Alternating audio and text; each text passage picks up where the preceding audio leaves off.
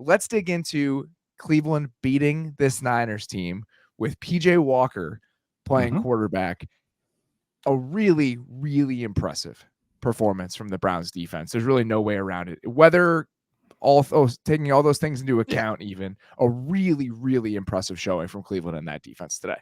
Yeah, especially in the second half, and especially when Christian McCaffrey went out, and it was a Browns defense taking it to a 49ers offense that often dictates so many games. The 49ers only had one successful play in the entire second half until that last drive, the little 2-minute drive to go for the winning field goal at the end of the game.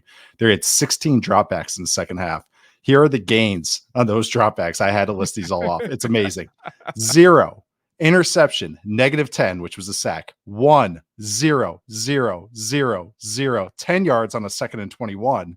0, 0, 0. And then we get into the 2-minute drill. But the 49ers average distance to go today was third down was 11.1 yards. I mean, this Browns defense is ridiculous. What is it? 4 of the best 6 defensive performances. I saw a couple people tweet this today.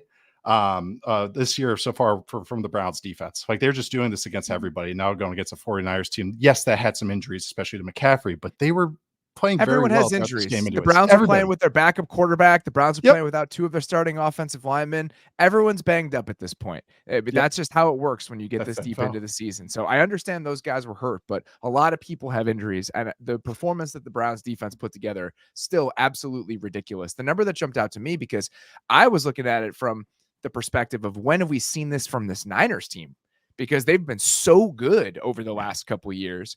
So they were today successful on 35.4% of their offensive plays.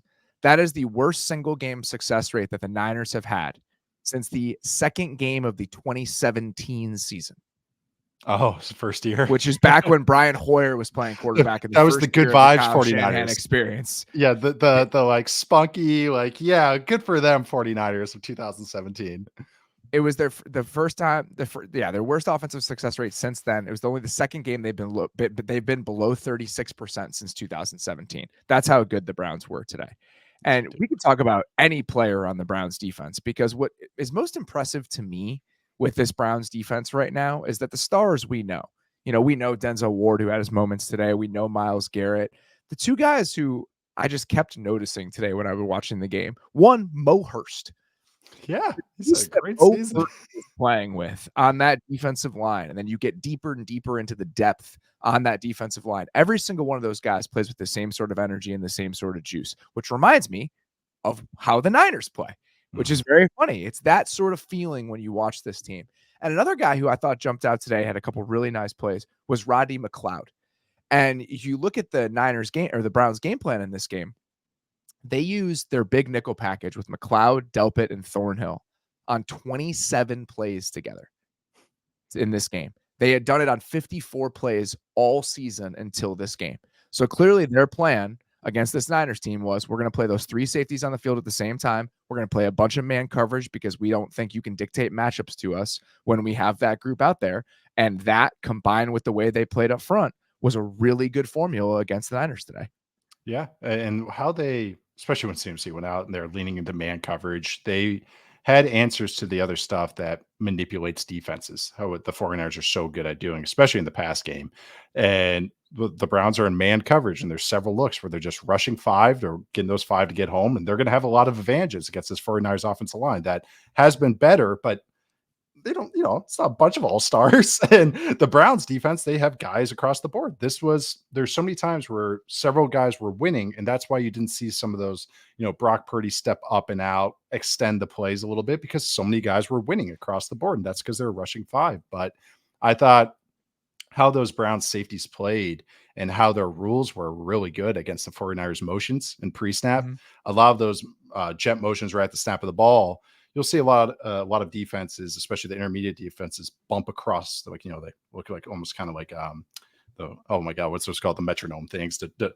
Like clicking balls. Yeah, they just go across. But instead, the Browns, I saw this a couple times, was they had their safeties bump, so they kept it at depth. And they were saying, okay, we'll let you rally to that. We'll rally down to make those tackles. And I thought that was really interesting that they were they had a different answer, which is what Jim Schwartz is so good at doing. He's one of these defensive coordinators that's really good at tweaking their game plans just a little bit depending on the opponent.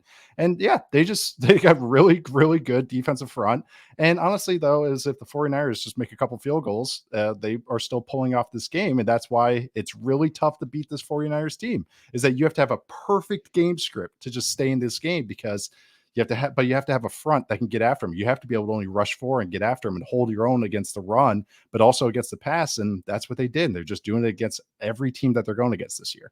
And even if they don't get a couple calls on that final drive to go down there and score, they probably don't win this game. I mean, Right. That's kind of a phantom PI call on Tayshaun Gibson, which is worth throwing out there. There were calls on both sides. I mean, the Niners 25 combined penalties. Oh yeah, I tweeted about the refs. I just said in Cleveland. It wasn't for either side. Yeah, it was 25. It was an ugly penalties. game. Yeah, it was an ugly game from the referees, period. But they needed a couple calls to go their way in order to win this game. Yep. My main takeaway from this is that the Browns defense is good enough, if they stay healthy, to keep them in any game that they play. As long as they have most of those guys on the field, they have the depth, they have the personnel flexibility, and they have the talent top to bottom, and the way that they're being deployed with Jim Schwartz there. I think they are put together to keep them in any single game they play, because it's not like the Browns offense did a ton today. I do actually like the game plan and some of the things that they did. They ran the same pin pull run to the left like 3 different times in the second half. Clearly they're like, this is working for us. As long as we get them upfield, we can get the ball on the perimeter, we can get like 7 yards. And then they had a couple different gash runs on that kind of double trap where they let guys get upfield. And so gap scheme runs, screens, which they had a couple called back in this game. Yeah. They were going to screen them to death. That was always going to be the game plan with Cleveland playing against this Niners team. They did that, get the ball on the perimeter, a couple of traps, and that was enough. With 2 big Amari Cooper catches, 1 nails throw from PJ Walker on 4th down to whose name I can't even remember. Who's number 18? The slot receiver they drafted last year in the 3rd round. Who had 1 catch Bell? today. Yes. Bell? David Bell? David Bell. I was thinking Ronnie Bell, but Ronnie Bell's on the Niners. So that was it. That was all that you needed on the offense because of how well the defense played.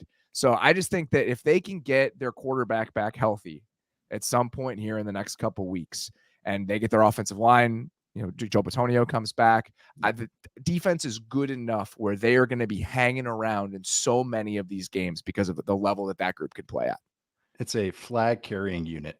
They're just going to, every game, they're just going to lead the way. They're going to dictate so many games because now every single offense that goes against them has to account for this defense. It's not where they go, hey, we can go fist for fist with these guys. It's like, no, we have to account for Myles Garrett and Zadarius Smith. And now they got these 5-man rush looks, and now they're running funky coverages on top of it. And then that affects your offense no matter what. And then, you have to play a team game. So that's always taken into account. It reminds me that, they did like a psychological study about Tiger Woods always had a 1-stroke advantage on everybody just psychologically. And like they actually studied it, that he already had that. That's what going against an elite unit's like. And that's kind of what this Browns defense is. You're down a stroke before the game even starts. Any big picture thoughts about the Niners offense coming out of this game? I don't think it was they were moving the ball fine in the first half. It was even in the second half, I don't think it was some indictment of Brock Purdy playing against a good team. Ayuk had a couple tough moments, balls that he normally brings in that would have been big plays in this game that he dropped. It wasn't the best game from Purdy. Obviously, the pick was bad. The pick was a notably bad throw, a notably bad moment. But I think if they get a little bit healthier, they're playing against a team that's not the Browns. I'm not concerned. I don't think this is some sort of unearthing of what Brock Purdy really is. I just think this is playing against the best defense in football, most likely in a rain game with a couple of your guys hurt. I don't think he was bad down the stretch. I don't think he was the reason they lost this game.